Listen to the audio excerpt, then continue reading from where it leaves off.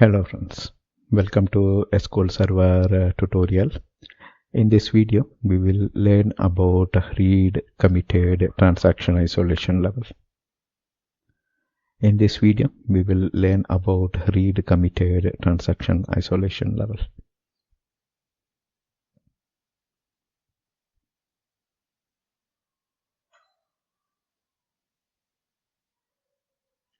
By default, SQL Server is in the read committed transaction isolation level. So that's the default. Here, we cannot read a row when it's update in progress.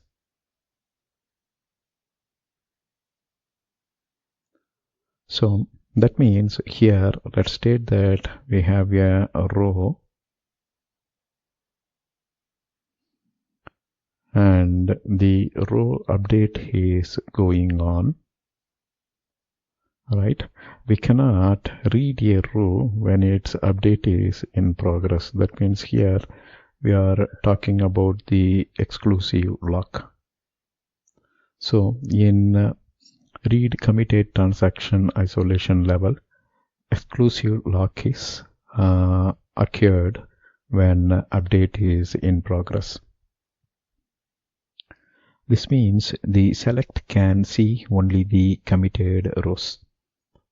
That means committed rows means the update will come out and all changes are available in the row. That means all are committed row we can state, and when you make a select, it will enter and see only the committed rows. So that's why we call this as read committed transaction. Committed means, let's state that this is the row and let's state that update is going on. All are circle. Previously there are two triangle, right?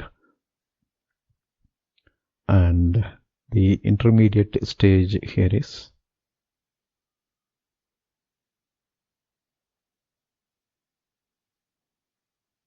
so this is a half updated one, right? Triangle, circle, triangle. After the update, you will be seeing circle, circle, circle, but this is the intermediate one. The update will go in stage, right? Triangle got changed to circle. Next, the third triangle will get changed into circle. But here, if you see, it is still in a triangle state one. It is still in a triangle state. So we call this as, let's state that this is old row and the second one is the new row and this one is the dirty row. Dirty, or we can call it as uncommitted. Right? Uncommitted row. So new row is what called committed row.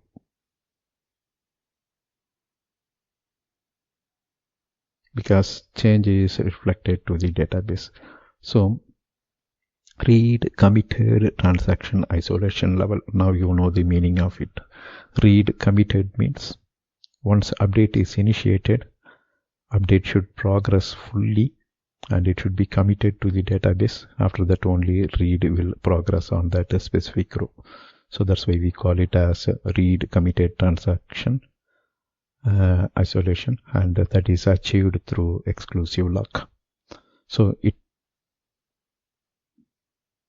it will not even allow the other update. So when one update is going on, it will block both read as well as write, right? So that's why the isolation level is named as read committed transaction isolation level.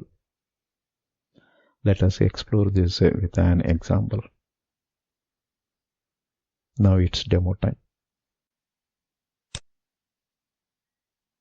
So previously we created the tables, right? And there are 5 rows.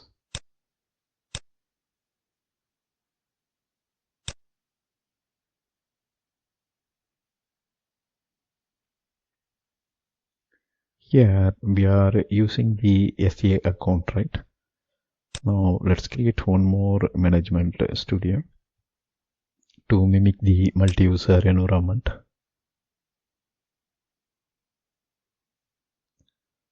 This time, instead of SQL Server authentication, let's go with Windows authentication and connect. New query. Let's keep pubs db. We will go to our first session.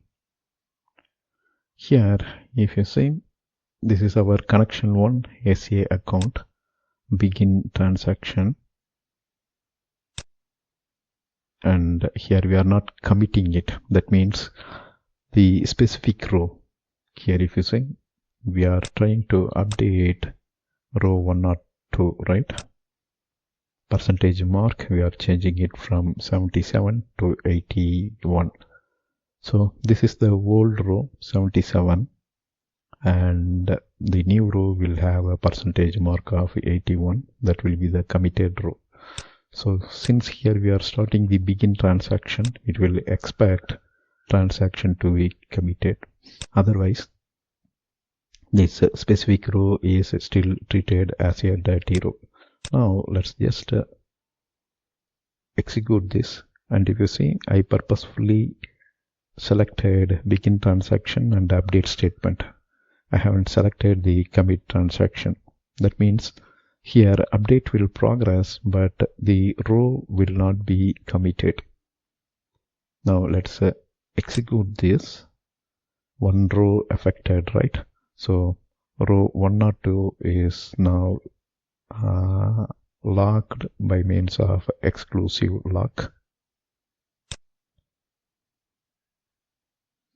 Now here we will execute this specific statement, and if you see, since it tries to occur or try to read all the record, the read operation will be blocked, because here 102 or the row with the ID 102 is blocked because of exclusive lock. Now let's execute this.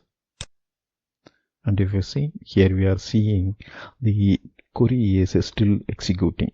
That means it is waiting for the exclusive lock to be removed. So now here if you see, this is the update operation, right, which performed exclusive lock on row number 102.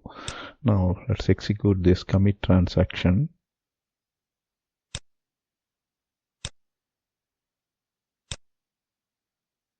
Having this in a windowed mode.